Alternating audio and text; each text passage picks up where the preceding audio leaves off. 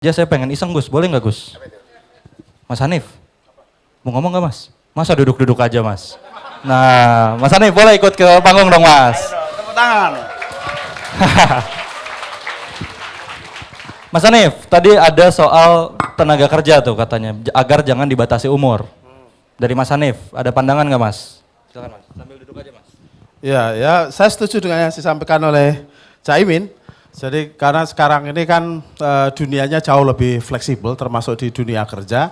Dan anak-anak sekarang ini dalam pengembangan skillnya kan juga mulai macam-macam termasuk banyak yang berorientasi wirausaha. Yang penting adalah bahwa kalaupun ada katakanlah kayak semacam pembatasan itu lebih karena memandang itu usia sekolah aja gitu.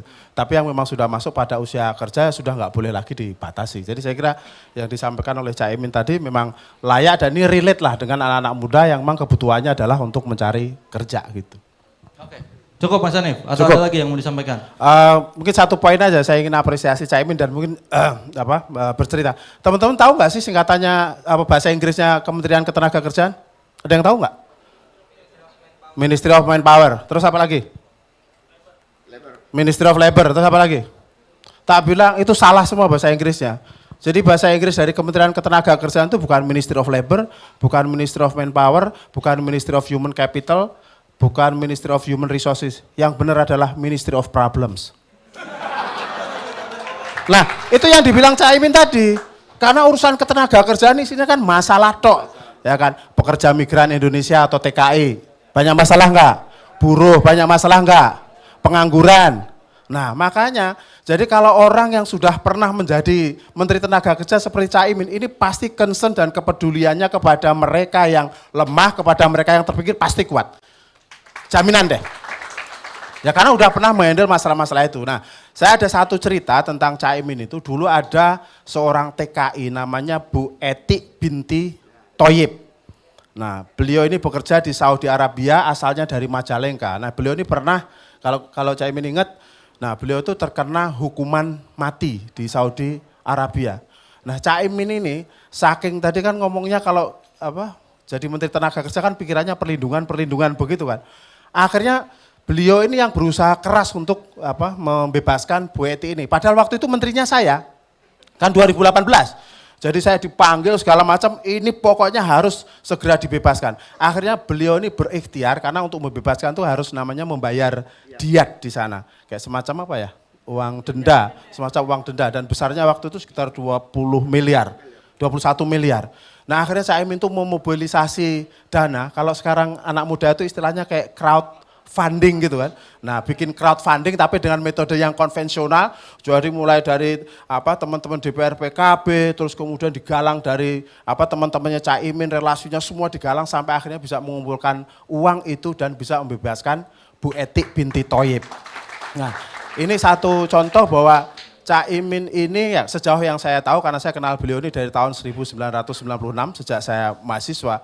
Jadi beliau ini memang sebagai pemimpin itu idealismenya begitu kuat. Jadi ini menurut saya juga relate dengan anak-anak muda. Persis seperti yang dibilang oleh Tan Malaka kan. Tan Malaka bilang bahwa idealisme adalah kemewahan yang dimiliki oleh anak-anak muda. Jadi kalau anak muda nggak punya idealisme berarti kalian kehilangan kemudaannya kan gitu.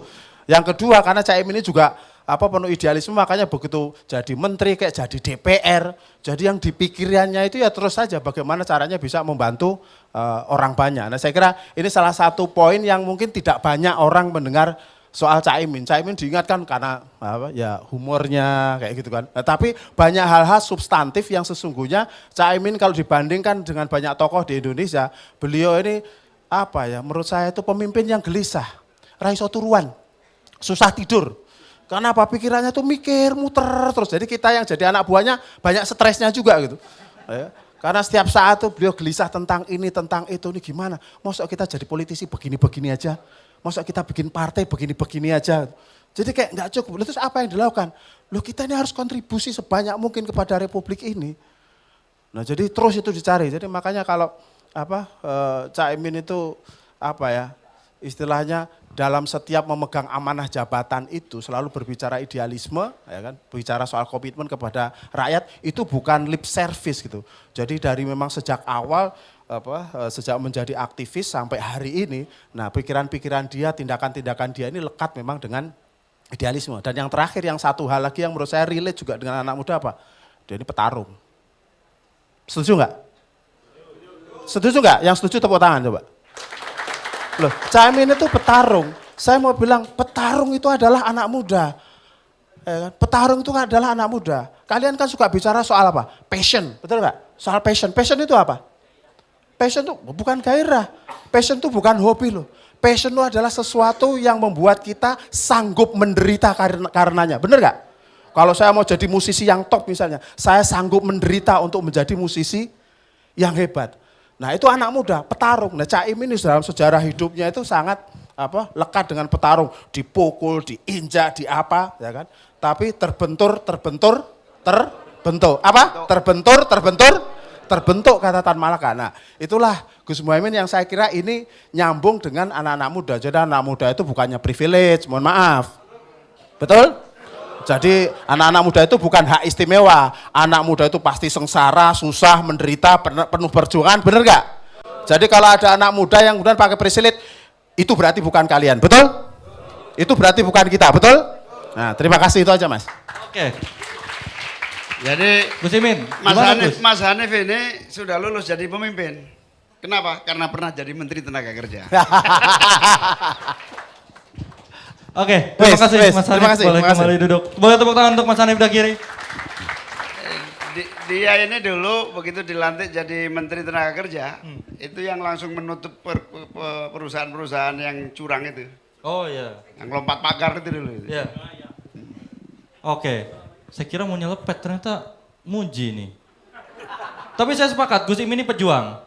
Gus Imin sekarang di sini sebagai cawapres, padahal balihonya dari 2014 jadi cawapres. Berjuang loh, 10 tahun mau jadi cawapres. Alhamdulillah di sini juga Gus ya. Dan itu dicontoh oleh Sahroni.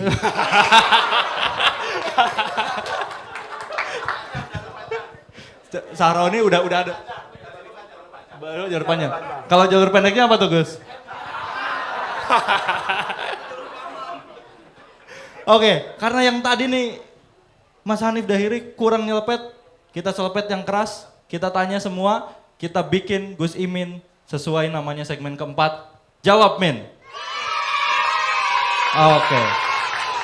Nih, penontonnya udah banyak nih Gus. Ada beberapa dan sudah siap menerkam Gus Imin.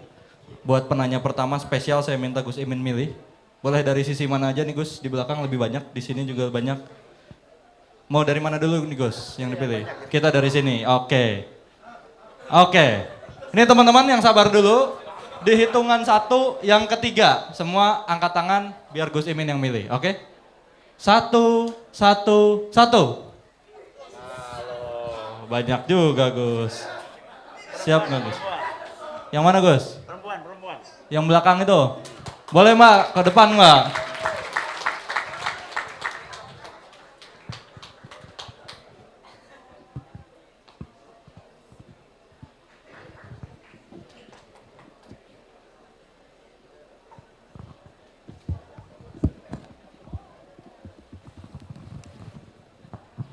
Mana Mbaknya? Oh, nyangkut ya. Sini aja Mbak. Oke, silakan. Boleh tepuk tangan untuk Mbaknya. Silakan sambil duduk. Waktunya 1 menit Mbak ya buat bertanya. Nanti 2 menit dijawab, setelah itu boleh direspon lagi sama Mbaknya 1 menit. Silakan. Assalamualaikum warahmatullahi wabarakatuh. Salam. Nama saya Aya. Aya. Ya, alhamdulillah saya sudah 10 tahun berkecimpung di bidang pendidikan anak usia dini. Nah Pak, dari 10 tahun ini, 6 tahun menjadi kepala sekolah. Kepala sekolah anak TK ya Pak ya. Nah, berbagai macam problem yang kami hadapi. Yang pertama, SDM guru sendiri. Jadi bagaimana kami di sekolah membantu guru-guru untuk mempunyai percaya diri yang tinggi. Sebenarnya guru itu kan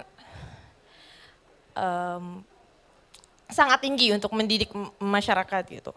Kemudian itu satu problem, bagaimana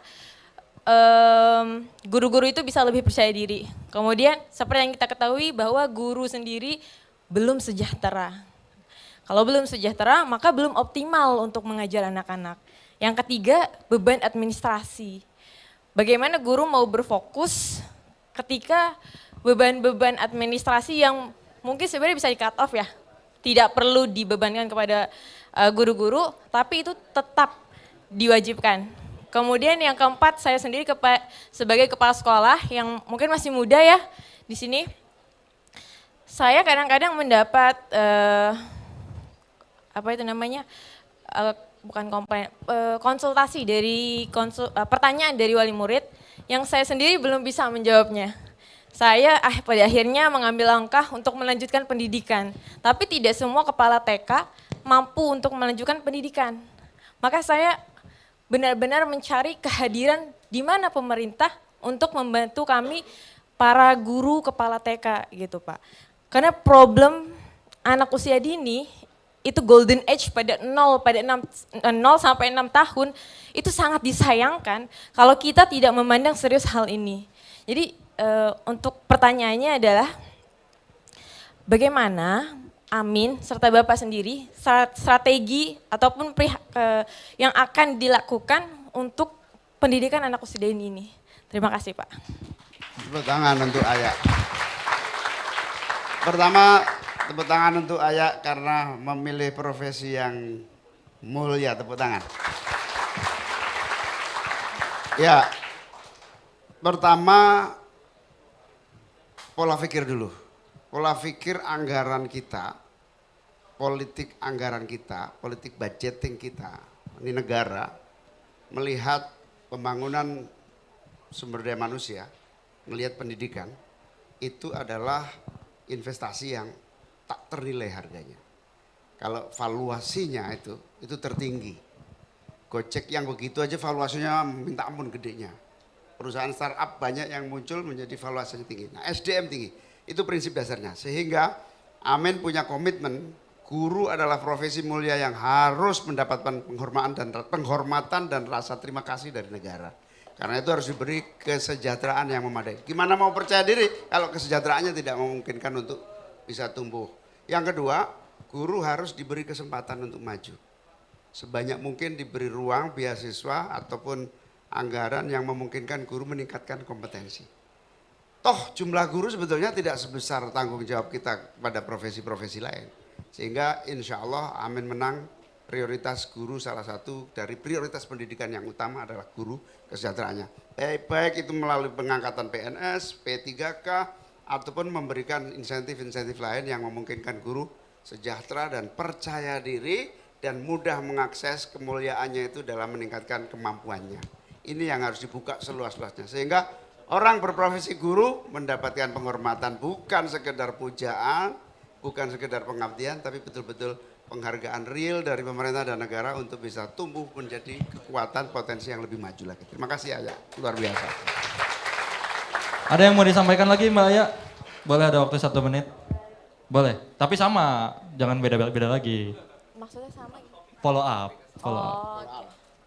Atau usulannya apa? Nah, boleh tuh. Nah, itu oke.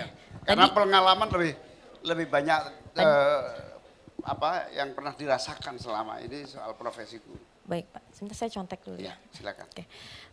Yang pertama, kalau saya boleh sarannya untuk pendidikan anak usia dini, kami terbebani satu administrasi itu kalau saya pribadi menjadi kepala sekolah, saya tidak terlalu mengikut template yang diberikan.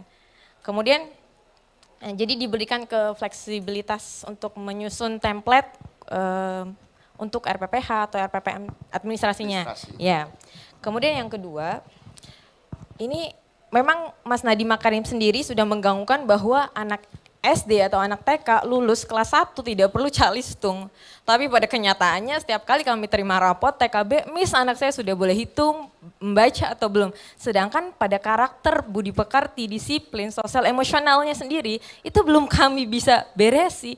Nah kemudian ini pemerintah harus bertindak tegas bahwa benar SD kelas 1, minimal kelas 1 tidak perlu diberikan tes calistung. Dan itu tidak menjadi indikator bahwa anak itu sukses. Dan itu tidak menjadi indikator bahwa anak itu cerdas. Karena pada kenyataannya anak yang pandai, anak yang calistunya itu sedini mungkin pada usia 4 dan 5 tahun, pengelolaan emosional, pengelolaan sosial kepada teman-temannya, peer-nya itu sangat jauh. Tapi ini kemudian kami sendiri di Madinatul Aulad ada parenting. Dan ini juga bisa diwajibkan oleh pemerintah. Cuman dalam parenting sendiri Pak, kami kesulitan untuk mencari pembicara. Karena kalau kita mau mengangkat pembicara yang tinggi, mungkin itu juga tarifnya tinggi Pak. Sedangkan kami sendiri gitu. Oke. Kemudian yang keempat, saya setuju dengan beasiswa itu Pak. Tapi kemudian timbul masalah. Jika contoh, guru yang berprestasi di sekolah kami diberikan beasiswa, penggantinya siapa dan dari mana? Kesepakatannya seperti apa? Gitu. Sama, diklat-diklat pemerintah juga sudah memberikan diklat-diklat ataupun ya diklat untuk berbasis kompetensi.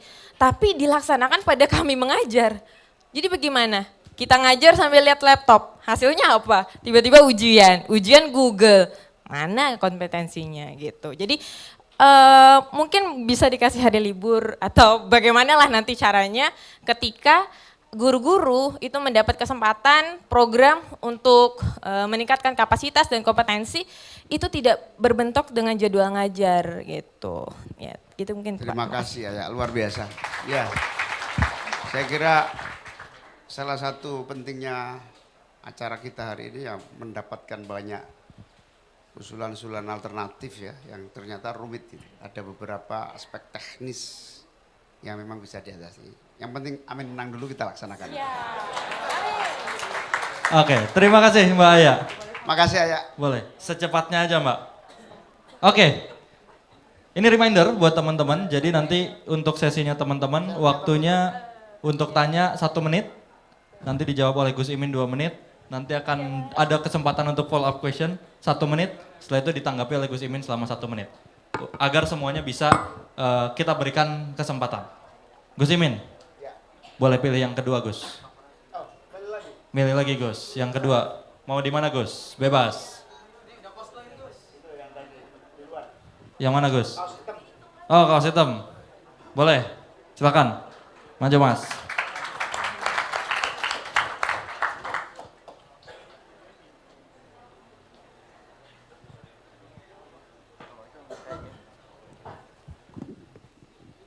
Assalamualaikum warahmatullahi wabarakatuh. Caimin, perkenalan nama saya Neki, saya tinggal di Jakarta. Pertanyaannya sebetulnya 1 menit ya Mas? Ya, 1 Oke. menit. Kembali ke isu yang tadi, kita menghadapi Jakarta tenggelam dan kita menghadapi IKN, Caimin, dan kita menghadapi climate change.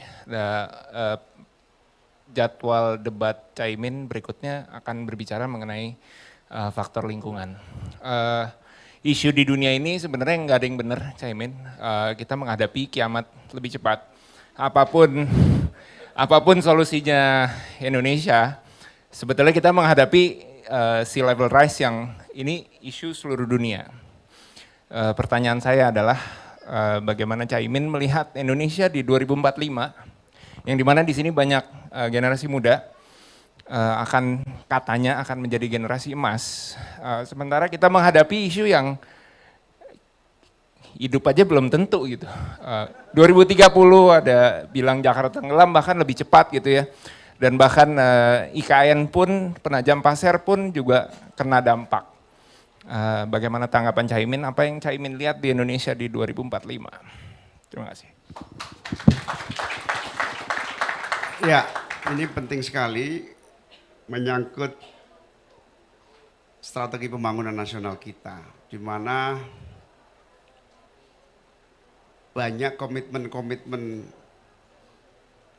keberlanjutan pembangunan kita, terutama menjaga lingkungan kita itu diabaikan di dalam proses perencanaan sampai pada level implementasi. Termasuk kita hari ini agak menjadi korban dari kegagalan perencanaan di awal.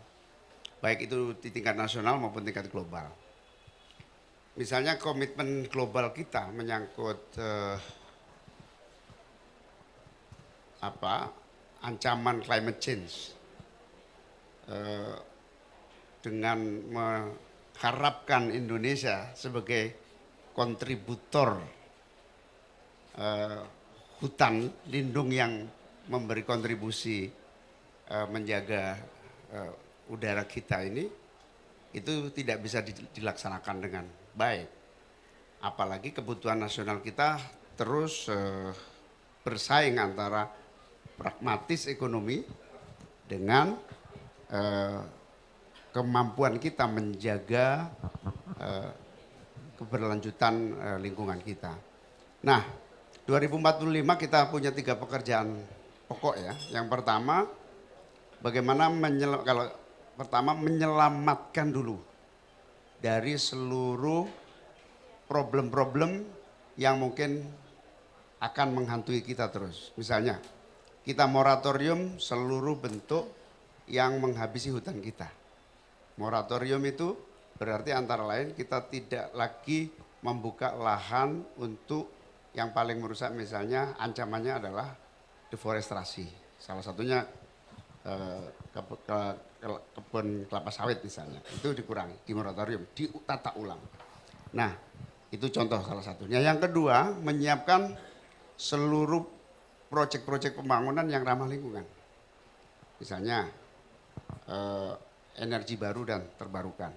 Dilaksanakan dengan disiplin, tahapan-tahapan yang terukur, lalu anggaran kita yang serius, mulai dari regulasinya, jumlah anggaran yang digunakan, semuanya tidak parsial, dan tentu di situ ada konflik of interest yang tinggi antara pemain bisnis dan pembuat kebijakan. Di situ harus ada yang namanya konsistensi menjaga kebutuhan ekonomi dengan pelestarian lingkungan hidup, itu yang kedua. Nah, yang ketiga tentu saja kita memiliki masa depan masih bagus lah ya. Dengan cara apa?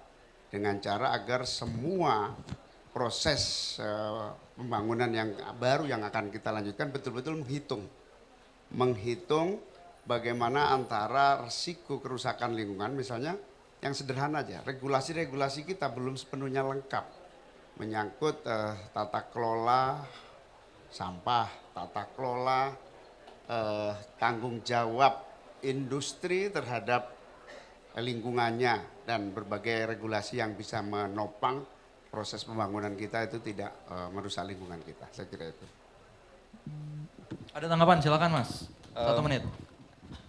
Jadi Caimin, sebetulnya ada part yang saya setuju dengan Caimin, ada yang saya nggak setuju, tapi kalau boleh diungkapkan, ada istilahnya namanya degrowth Caimin, di mana kita tuh kalau mau gampangnya kita keluar dari usaha kita semua untuk mengejar GDP, karena GDP itu sendiri kalau kita ngomong growth, bumi ini kan ada batasnya ya teman-teman.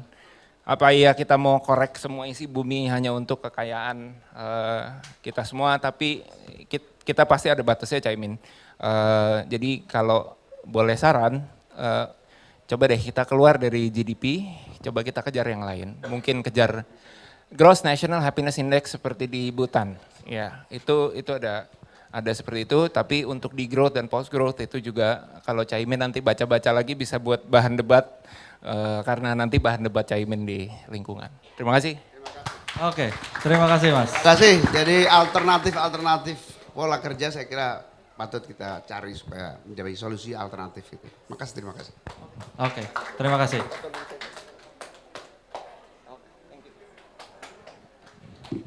Thank you Mas. Oke, sebenarnya kalau Gus Imin ini debat harus latihan singkatan aja sih. Nanti kenanya itu lagi Gus, ditanya lagi singkatan-singkatan. Tadi apa GNH, ntar ditanya gitu. Apa itu GDP, kan repot Gus. Oke, kalau tadi Gus Imin yang pilih, sekarang saya mau pilih. Tadi terakhir sini Gus ya. Saya mau yang dari sini deh. Satu yang ketiga, teman-teman boleh angkat tangan. Satu.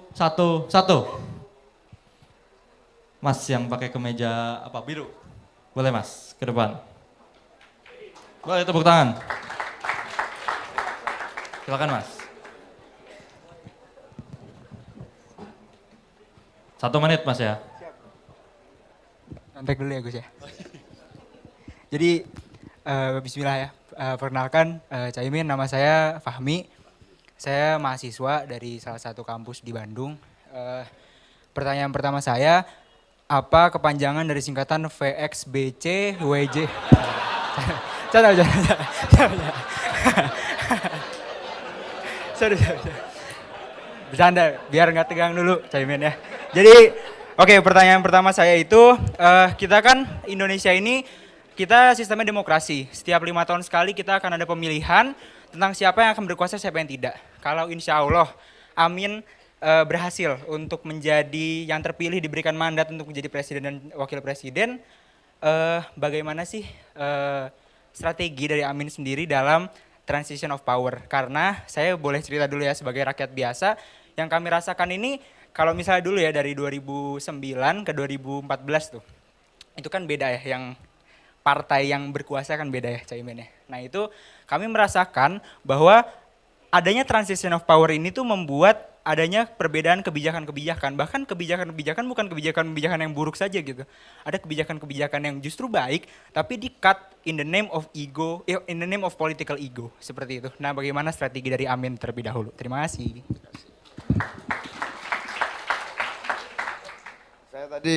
Saya tadi sudah hampir jawab. Tahunya saya SGPC. Apa SGPC? Sego pecel. Ya, jadi begini, kita harus sepakat dulu pada dua hal. Yang pertama, konstitusi kita itu punya filosofi yang sangat dalam, di mana demokrasi kita bisa bersumber pada misalnya Pancasila. Itu tidak memungkinkan kebebasan pasar dan kebebasan kompetisi itu di luar nilai-nilai yang disebut sebagai permusyawaratan permufakatan misalnya begitu. Atau filosofi lain bahwa kemerdekaan dan seterusnya dijamin misalnya. Oleh karena itu kekuasaan yang sedang memimpin pun itu harus konsisten pada filosofi dan ajaran-ajaran yang dibangun sejak negara ini didirikan. Konsistensi pada nilai-nilai itu penting supaya ketika kita mengawal proses transisi kekuasaan melalui pemilu, melalui demokrasi yang kita pilih ini,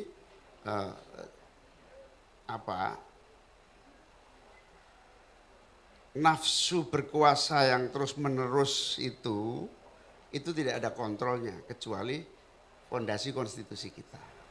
Nah, untuk menjaga proses itu saya kira dibutuhkan kepemimpinan yang punya komitmen. Yang satu, ada teman-teman yang menuntut bahwa negara kekuasaan itu muncul karena kita mengabaikan negara hukum. Nah, konteksnya basisnya di situ. Sehingga proses transisi kekuasaan, proses agenda nasional rutin 5 tahunan itu ukurannya adalah hukum, konstitusi lagi. Nah, menjadi rusak adalah ketika sudah bergeser kepada negara kekuasaan. Contohnya kemarin kita bersyukur ya ada 1.500 advokat bergabung ke Amin dengan satu komitmen permintaan satu. Kami tidak usah digaji, kami tidak usah dikasih biaya profesi, kami tidak usah diurus, kami ngurus diri sendiri. Mintanya satu aja. Bahwa proses demokrasi yang kita perjuangkan hari ini ketika Amin menang nanti itu hanya menegakkan negara hukum, bukan negara kekuasaan. Itu menjadi fondasinya. Itu menjadi fondasinya. Kalau itu fondasinya, maka seluruh proses politik, begini, ada kesalahan fatal di dalam kompetisi pemilu. Pemilu itu memang kompetisi, struggle, ada juga yang namanya perebutan. Nah, kalau tidak kembali kepada filosofi demokrasi dan filosofi konstitusi nasional kita, maka pemilu itu dianggap agenda pribadi-pribadi untuk kemenangan.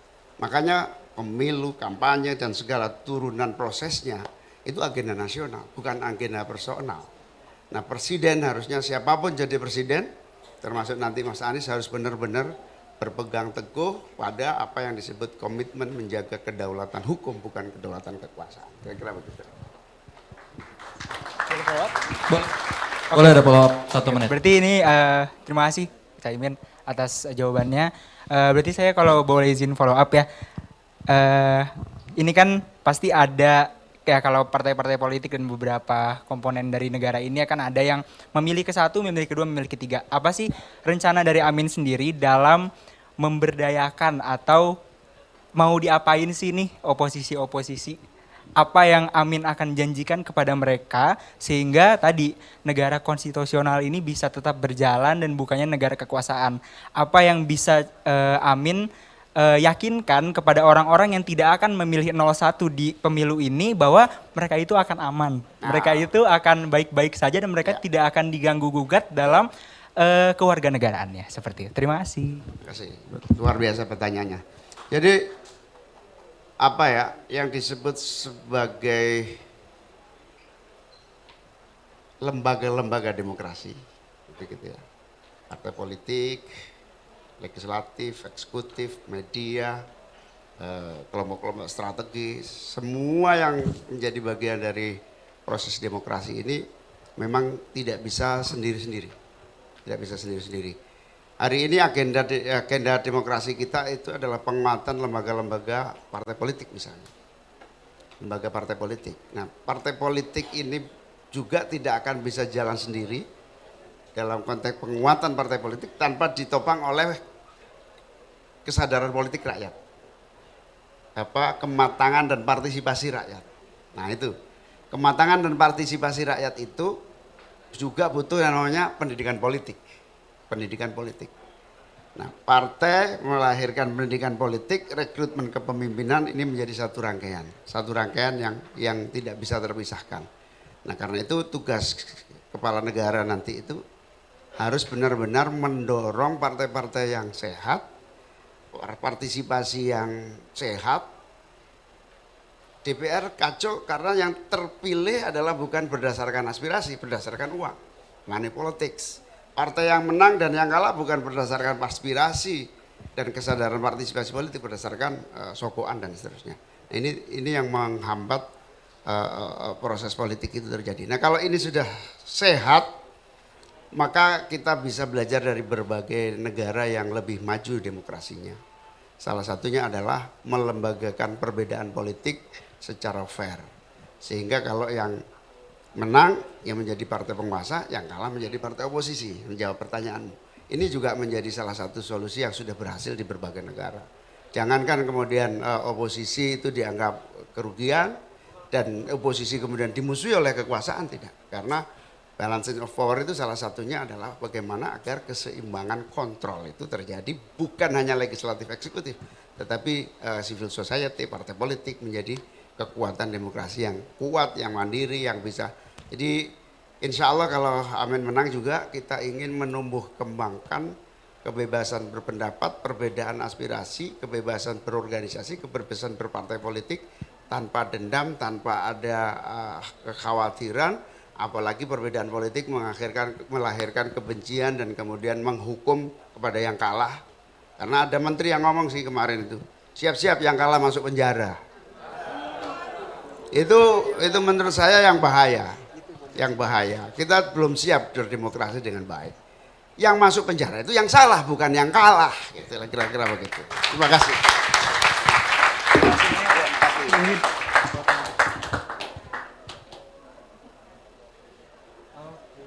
Oke, terima kasih Mas Fahmi. Boleh tepuk tangan untuk Mas Fahmi. Memang jadi oposisi itu berat. Berat. Ada yang gak kuat katanya Gus jadi oposisi. Gak ada duit katanya jadi oposisi. Oke, kita masih ada waktu, masih ada kesempatan. Kawan-kawan bertanya. Hitungan 1 yang ketiga. 1. 1. 1. Boleh, Mbak yang pakai kerudung hijau. Silakan. Silakan ke depan, Mbak.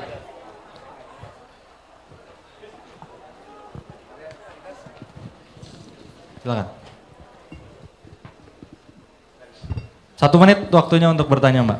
Oke, siap. Bismillahirrahmanirrahim. Assalamualaikum warahmatullahi wabarakatuh. Iya, sebelumnya perkenalkan Gus, nama saya Lutfia Salsabila. Kebetulan alumni dari Akpolbang atau Akademi Politik Kebangsaan yang Akpolbang mana suaranya? Oke. Kasih. Siap. Ngapunten Gus, di sini izin bertanya. Kan sebagaimana kita ketahui ya, ada salah satu paslon yang dengan background kejawaannya yang Jawa kental banget atau orang Jawa biasanya bilangnya Jawa nyel. Itu kan udah punya acara pesta rakyat paslon bla bla bla yang ngangkat salah satu band Jawa NDZ ya. Nah, kira-kira Gus Muhaimin nih dengan background yang sangat santrinya itu Gus, kira-kira ada nggak sih keinginan buat mengadakan mungkin ada sholawat akbar atau majelis mungkin ngajak Sabilut Taubah atau yang lainnya seperti itu. Area teko. Itu yang pertama Gus. Nah, buat pertanyaan yang kedua, gimana tanggapan Gus Muhaimin terkait generasi Z yang mengatakan kalau kampanyenya Amin ini terlalu terlalu menjual agama seperti itu. Terima kasih. Mungkin cukup Gus. Wassalamualaikum warahmatullahi wabarakatuh. Ya, pertanyaan pertama pasti itu menyangkut syukurannya opo kan gitu. Syukurannya K-pop apa sholawatan kira-kira. Dua-duanya lah, dua-duanya. Dua-duanya. Atau sholawatan bersama K-pop. Nah, itu syukuran. Nanti kita rembuk bareng-bareng. Yang kedua menyangkut apa tadi? Oh iya, ini isu lama. Isu lama yang sebetulnya bukan ke saya, ke Mas Anies.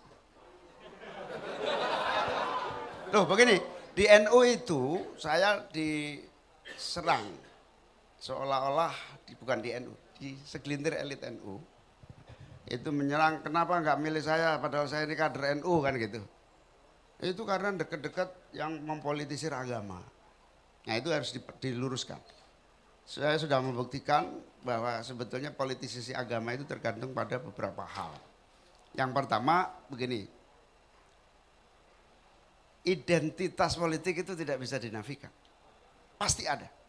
Karena kita punya latar belakang agama, kita punya latar belakang suku, punya pemikiran, punya masa lalu, punya pengaruh-pengaruh faktor track record selama ini. Jadi kita harus berani mengatakan bahwa identitas itu fakta. Nah, yang menjadi problem itu adalah bagaimana agar identitas itu tidak dieksploitasi menjadi tema atau isu menjatuhkan lawan atau mengeksploitir yang manipulatif terhadap terutama agama. Nah, eksploitasi bukan hanya agama, suku, eksploitasi terhadap ras, golongan. Nah, eksploitasi inilah yang tidak boleh terjadi apalagi menggunakan agama untuk menjatuhkan lawan. Makanya Mas Anies sudah lulus buat saya ya.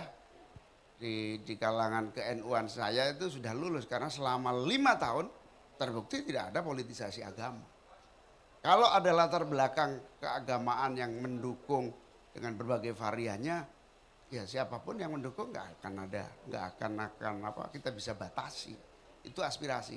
Nah, melihat politik identitas maupun identitas politik, rujukannya cuma satu kok, konstitusi.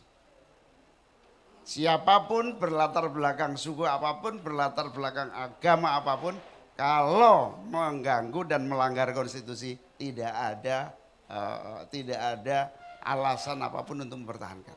Harus ada tindakan tegas. Itulah yang disebut sebagai pilar demokrasi sekaligus penjaga kebinekaan kita adalah konstitusi. Jadi don't worry dengan pasangan Amin ini, karena pasangan Amin sudah jelas-jelas berkomitmen untuk tidak menggunakan ajaran agama. Masalahnya kan sekarang dilalah kersane Allah, Anies Muhaimin itu singkatannya Amin itu loh sebetulnya di situ. Orang menyalahartikan begitu Amin. Makanya saya bilang kalau Amin saat acara itu jangan kemudian dimonopoli Amin karena itu singkatan aja. Nah karena itu kesalahpahaman, banyak yang cemburu soal itu. Tapi apapun lah ya, yang namanya habis walau dolin ya pasti amin kan kira-kira gitu. itu bukan identitas, tapi itu kebetulan aja. Nah karena itu tidak ada yang namanya politisasi agama. Nah, karena itu saya pertegas lagi kepada seluruh teman-teman kaum muda dan seluruh masyarakat bahwa Mas Anies selama 5 tahun sudah membuktikan track recordnya bukan menggunakan agama sebagai politik identitasnya, tetapi justru track recordnya selama 5 tahun berhasil menjaga harmonisasi hubungan antar agama. Bahkan semua agama-agama di DKI Jakarta puas dengan kepemimpinan yang demokratis yang selama ini dipimpin Mas Anies. Insya Allah lah, selagi ada PKB dan Muhaimin Iskandar aman lah begitu. Amin. Oke. Izin menanggapi ya Gus, berarti kalau untuk yang pertanyaan pertama nanti pasti ada ya? Untuk pesta rakyat sendiri buat Amin. Oke, terus yang pertanyaan kedua sebenarnya itu emang isu lama tapi masih dibahas kebetulan Gus di komunitas saya di daerah Jawa Timur kebetulan. Jadi saya sebenarnya, iya, jadi butuh jawaban dari Gus Muhaimin langsung biar saya bisa mempertegas juga ke teman-teman seperti itu. Terima kasih banyak Gus, mungkin cukup dari saya Kak. Terima kasih Mbak. Terima kasih banyak, izin. Terima kasih.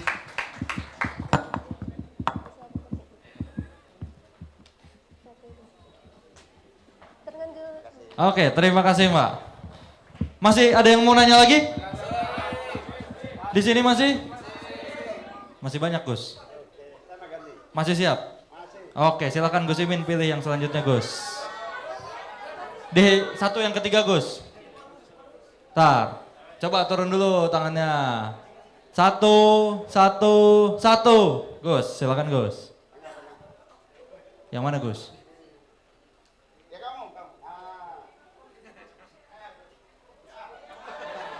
Yang depan. Oh, ini. Oke. Siap. Silakan Mas.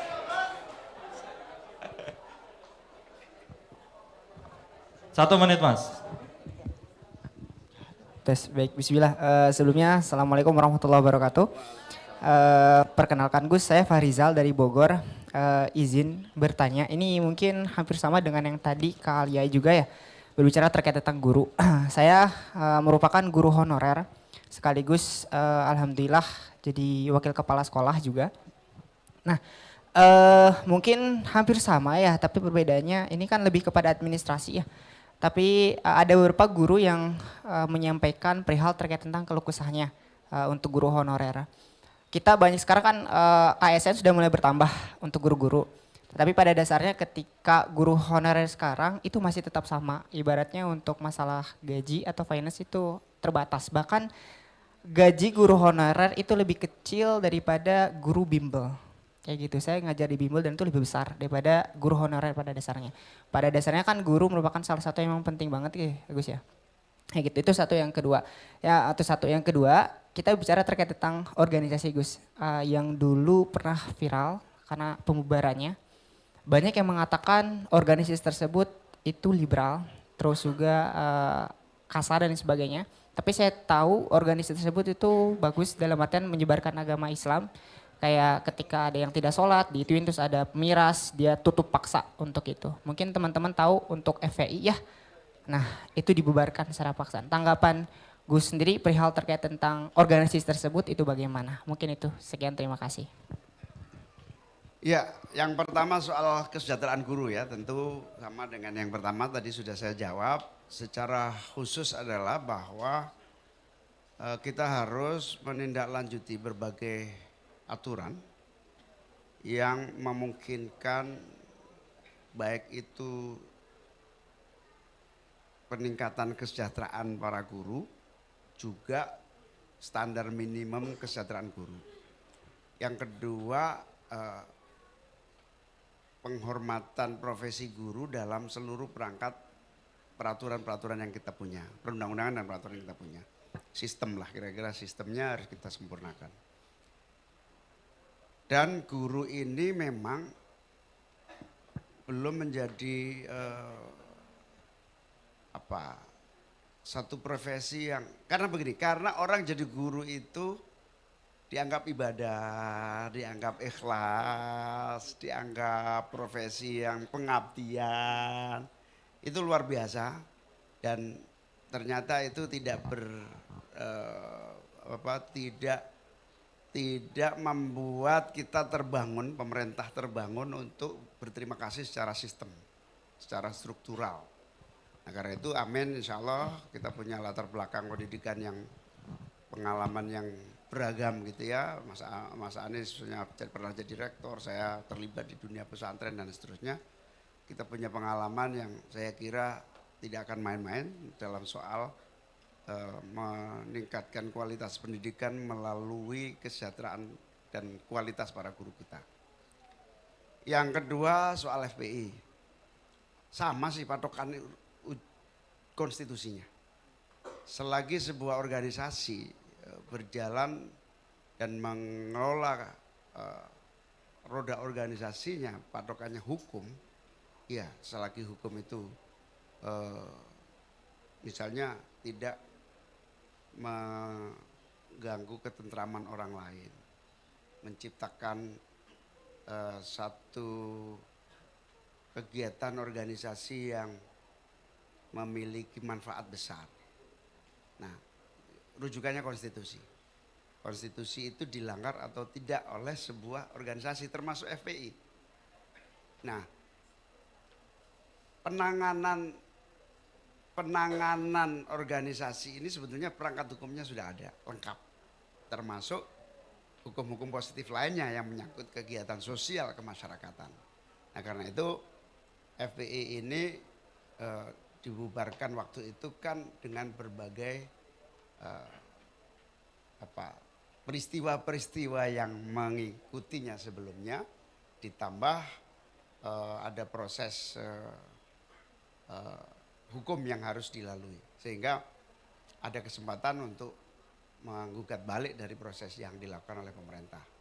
Oleh karena itu ya ini menjadi pelajaran bagi semua, termasuk organisasi-organisasi yang bergerak di masyarakat dan khususnya FPI, untuk benar-benar berperan tanpa melanggar proses hukum apapun.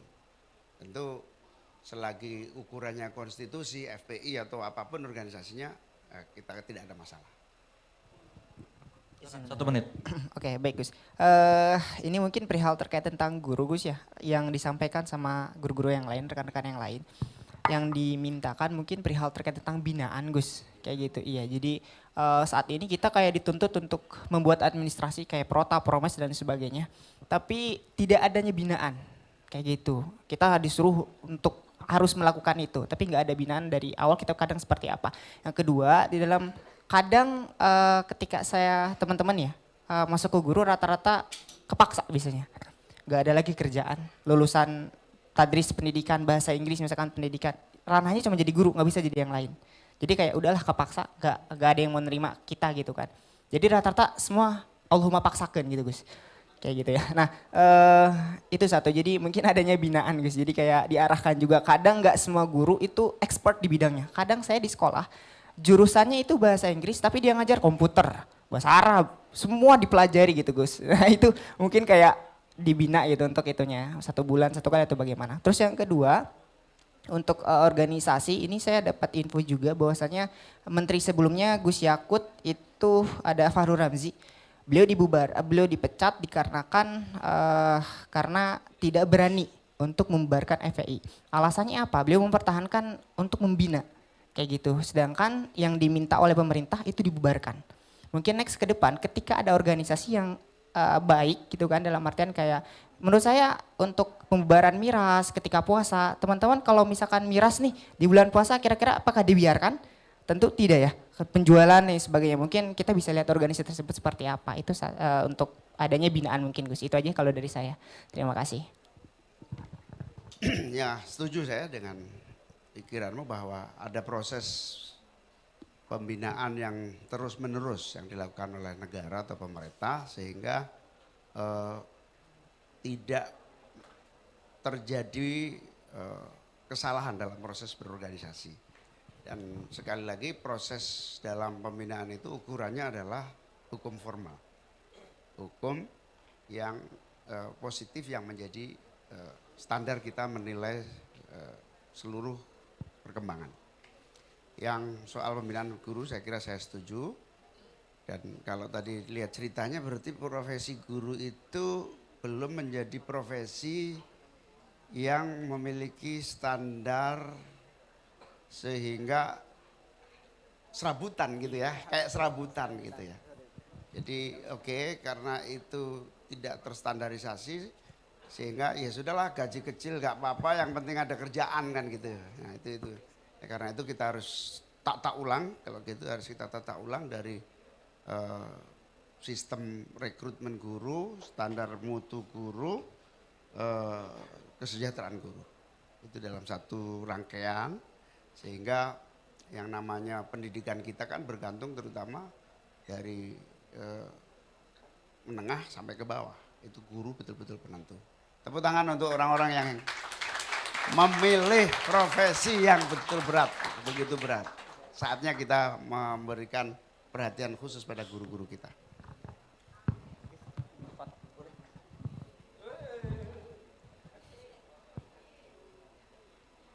Oke, terima kasih Mas.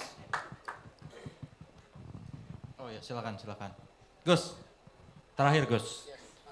Satu lagi Gus. Siapa? Oh iya, silakan. Satu lagi Gus. Dari sini. Satu yang ketiga Gus. Kamu yang milih ganti. Oh, aku yang milih. Oke, siap Gus. Oke, satu yang ketiga teman-teman. Satu. Mas boleh yang pakai kacamata di tengah, pakai topi, silakan.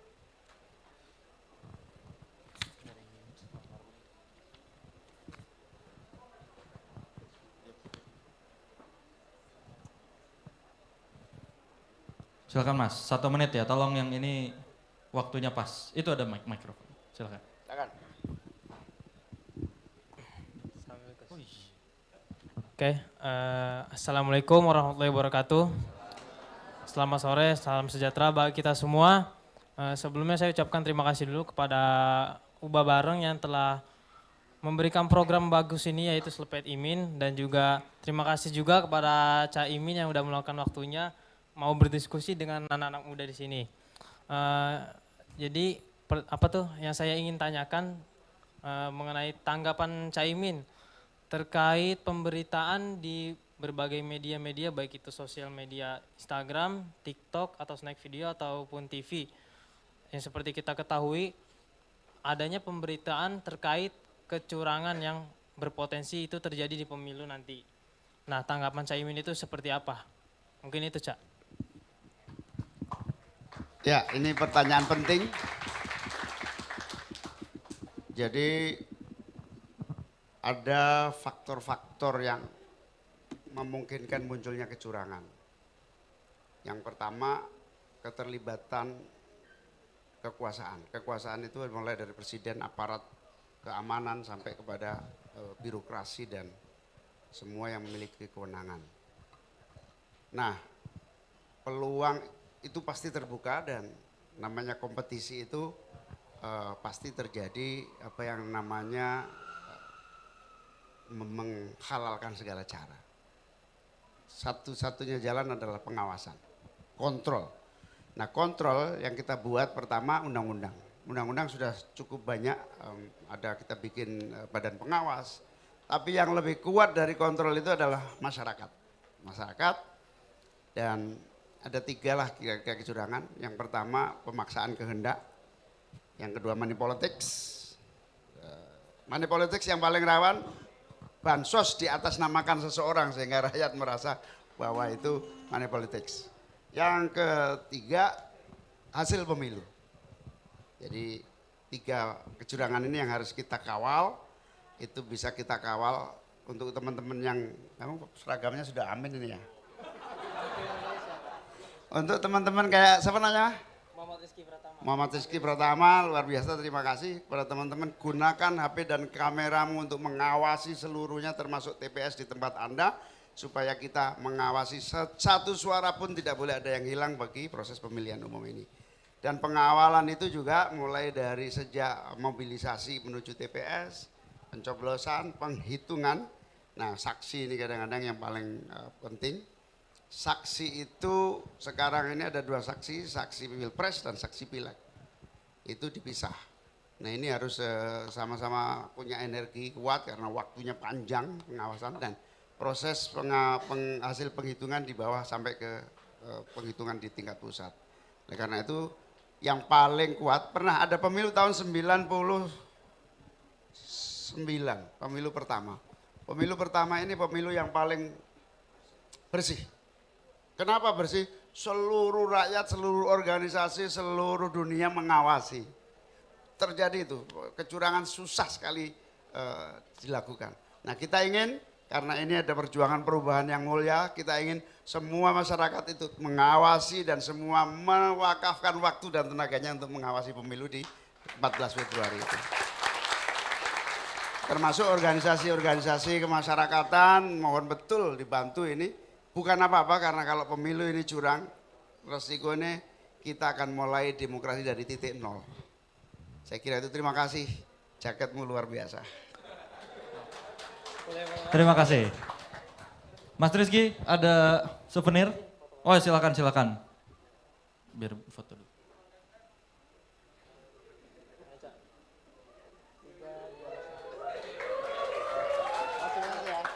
Gus, ada souvenir dulu terakhir. Dan mungkin tadi untuk kawan-kawan yang sudah maju ke depan, sudah tanya, boleh ambil souvenirnya.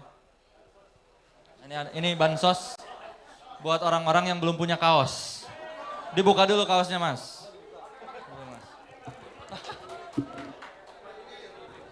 Apa tuh kaosnya? Dibuka dulu. Buka dulu, Mas.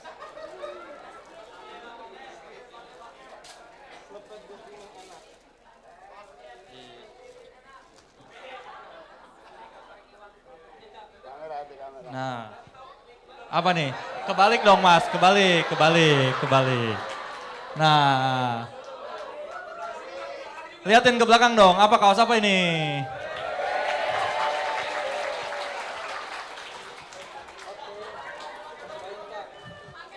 Oke, terima kasih Mas Rifki. Terima kasih, nanti buat yang belum silakan hubungi panitia, ada kaos juga, SGE spesial emang trademarknya dari debat cawapres Gus ya, SGE ini luar biasa. Oke, karena kita dapat kabar juga Gus Imin harus menuju ke KPU.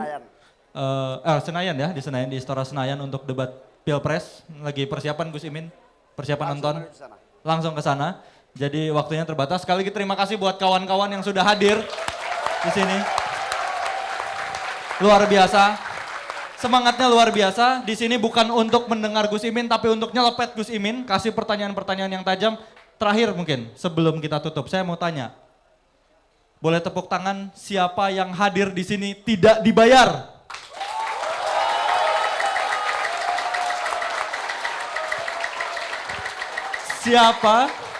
Siapa yang hadir di sini atas kemauannya sendiri?